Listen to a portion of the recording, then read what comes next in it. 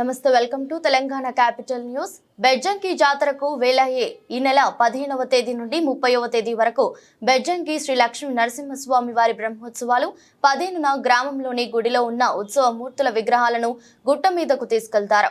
19న స్వామివారి కళ్యాణం, 23 సెకట ఉత్సవం తిరుగుట, 24న రాత్రి తెల్లవారితే, 25వ తేదీ గురువారం ఉదయంన రథోత్సవం, 28న చక్రతీర్థం, 30వ తేదీన స్వామివారి ఉత్సవ మూర్తుల విగ్రహాలను గుట్టపై నుండి గ్రామంలోని ఆలయానికి తరలించడంతో బ్రహ్మోత్సవాలు ముగుస్తాయి। తెలంగాణలో జరిగే జాతరలలో బెజ్జంకి శ్రీ లక్ష్మీ నరసింహస్వామి వారి జాతరకు గొప్ప పేరుంది।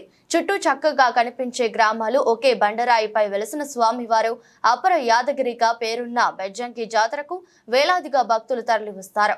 పేద ధనిక కుల మతాలకు అతీతంగా జరిగే ఈ జాతరను బెజ్జంకి కుంభమేళా అని స్థానిక ప్రజా ప్రతినిధులు పిలుస్తుంటారు। ఉమ్మడి కరీంనగర్ జిల్లా కేంద్రానికి 40 కిలోమీటర్ల, ప్రస్తుత సిద్దిపేట జిల్లా కేంద్రానికి 30 కిలోమీటర్ల దూరంలో బెజ్జంకి శ్రీ లక్ష్మీ నరసింహస్వామి వారి ఆలయం ఉంది।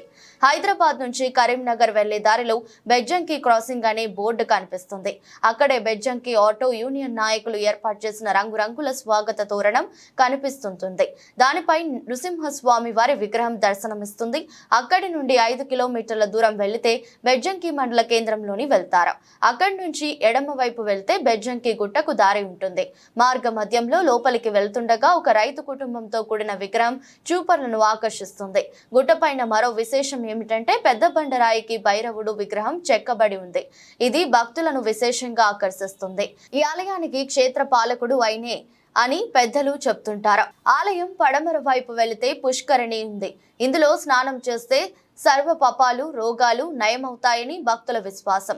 జాతర సమయంలో భారీ ఎత్తున ఉన్న ఈ కొండ చుట్టూ శకటోత్సవం, రథోత్సవం జరుగుతుంది।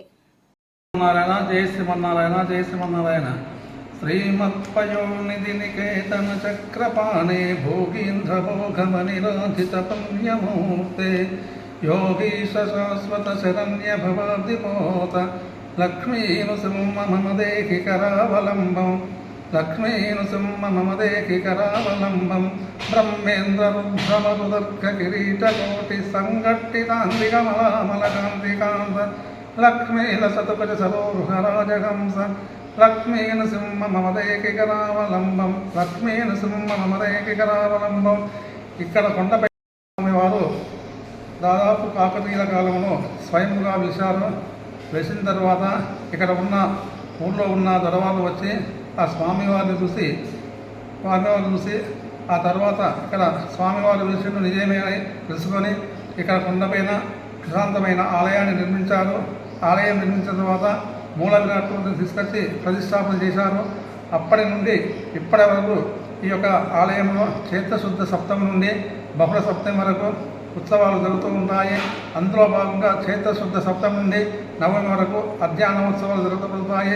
తర్వాత ఏకాదశి సర్వేశాం ఏకాదశి నాడు స్వామివారి కళ్యాణం అంగరంగ వైభవంగా జరగబడుతుంది।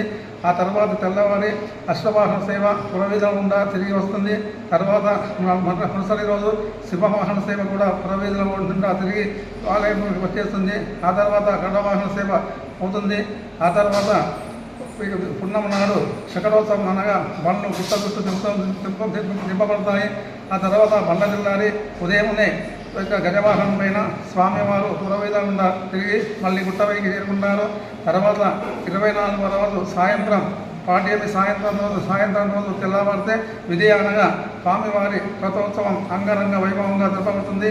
ఇక్కడికి వచ్చిన భక్తులు ఎవరే కానీ స్వామివారిని కోరిక కోరుకుంటే ఏ కోరిక కోరుకున్నా కూడా ఆ కోరిక తప్పకుండా నెరవేరుతుంది।